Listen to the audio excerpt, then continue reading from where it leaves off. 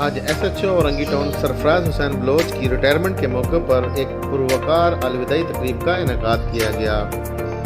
اس موقع پر انسپکٹر سرفراز حسین بلوچ کی نمایاں کارکردگی، بہادری اور جرأت مندی کی تمام افسران نے تعریف کی۔